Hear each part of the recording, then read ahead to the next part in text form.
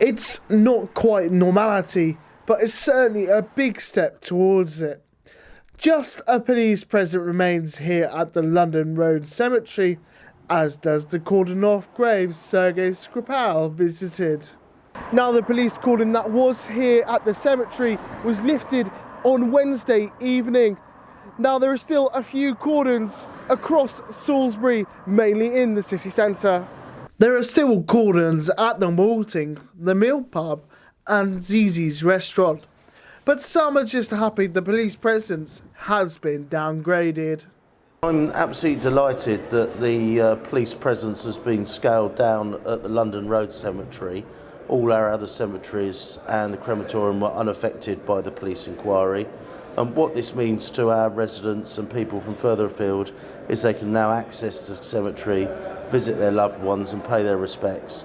So that's a good thing.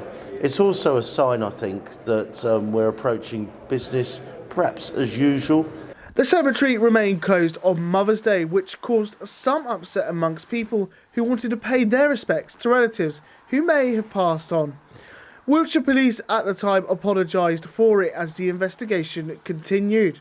The council say they made other plans for people to respect their loved ones. There were a lot of people that wanted to pay respects to their mothers and their parents, and of course they were unable to do that.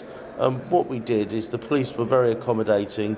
We were able to arrange for flowers to be laid on the graves of people's loved ones, but it couldn't be done by members of the public themselves.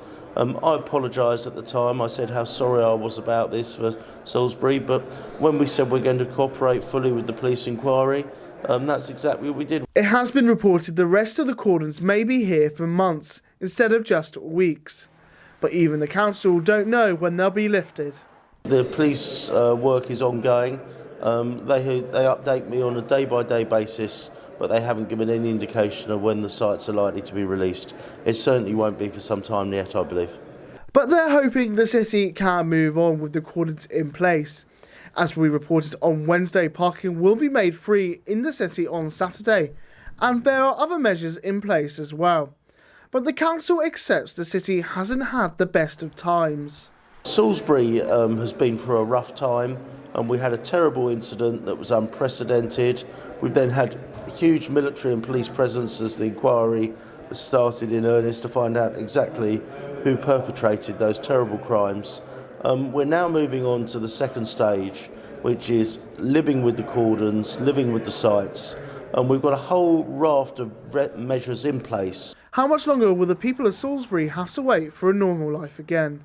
The council says it won't happen until the sites are no longer under police control.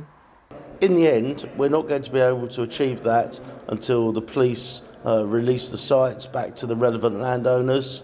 So what we need to do is to put in the interim arrangements that I've just talked about to support our residents and our traders, and then work towards more long-term fixes. The redevelopment of the malting site is something that we've aspired to do for over 20 years, and we're now going to be really aggressively chasing government for assistance on that. The cordons remain in place, but many will be hoping Salisbury can keep moving with them there. Daniel Padwick, That's TV.